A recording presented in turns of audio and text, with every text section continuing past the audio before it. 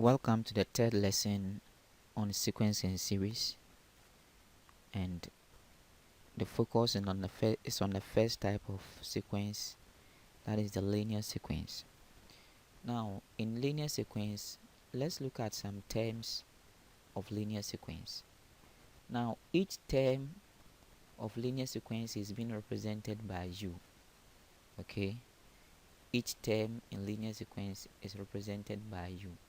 So, if it is first term, it means u1.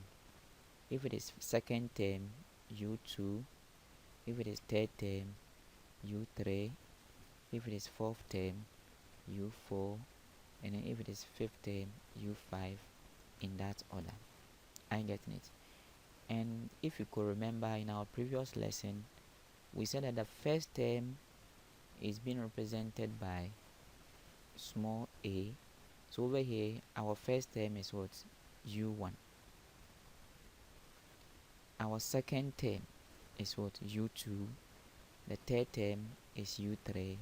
The fourth term is u4. The fifth term is u5. And that's up to the nth term, that is un. The nth term. Good. Now, remember we also talk about the common difference, d. Now, if you have these terms arranged in linear form or sequential order, now we said that the d, which is called the or defined as the common difference between two consecutive terms. Now, if you want to find the difference between the first two terms, u1 and u2, please always subtract the first term from the second term. So the common difference is going to be u2 minus u1. Or the d, that's a difference, can also be between the second term and the third term. And please, if you want to find the common difference between the second term and the third term, please subtract the second term from the third term. So that is going to be u3 minus u2. And once again, if you want to find the common difference between third term and the fourth term, the common difference can be between third term and fourth term should be u4 minus u3. Once again, or lastly, if you want to find it between the fourth term and the fifth term, it should be fifth term minus the fourth term. And in fact, if the series or if the numbers that are arranged in sequential order are linear, is in linear form, then the difference are going to be the same. So that's why we call it common difference. Good. So the first term u1 is what? Is a, as we said. A is the first term. Now the u2, that's the second term, is going to be a plus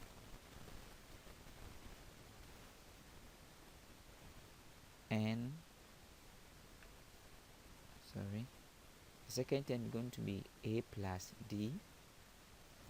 The third term u3 is going to be a plus 2d. The fourth term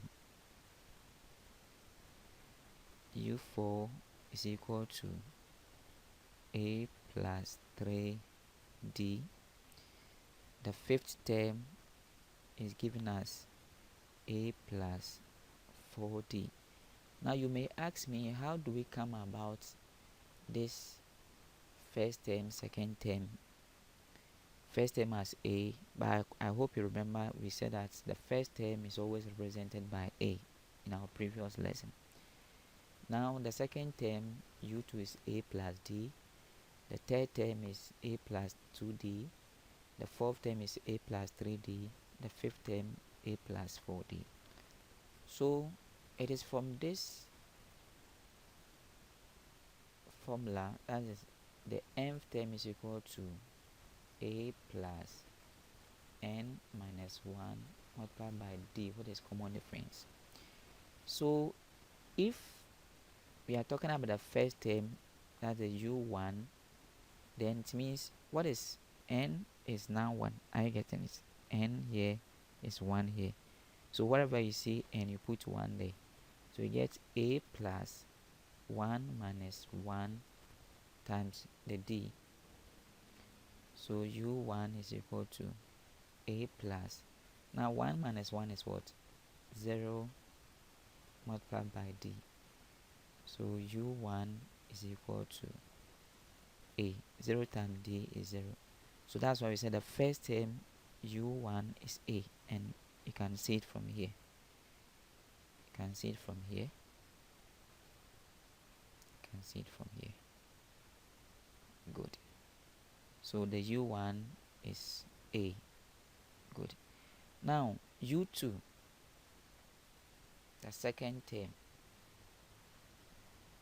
Now u is now 2. So wherever you see, no, n is 2, the number of terms. So the second term. So if n is now 2, now in this relation, wherever you see n, you put 2 there. So you have a plus 2 minus 1 multiplied by d. So the u2, the second term, is equal to a plus. Now 2 minus 1 is what? 1 multiplied by d. So the second term u2 is equal to a plus. Now a 1 times d is what? D. So we have it here. Second term to be that. Okay. Now u3, that the third term, it means the n here is now 3. Sorry, the n here is now 3. So wherever you see n in this relation, wherever you see n over here, then you put 3 there. So let's go. So a plus 3 minus 1 d. So u3 is equal to a plus. Now 3 minus 1 is 2 times d. They have 2d. So you can just continue with this and generate your own formula. But then remember this as the general formula for linear sequence.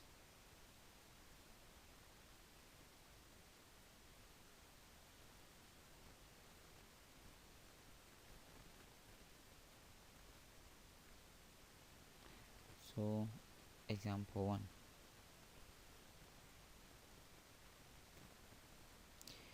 So let's assume we have 2, 4, 6, 8, 10. Good. Now what's the first term? What's the first number in this sequence? Is what? 2. So our first term a is equal to 2. Now let's look at the common difference. As I said, the common difference is between 2 consecutive terms. Please, you cannot find a common difference between 2 and 6 or between 4 and 10. They are not consecutive.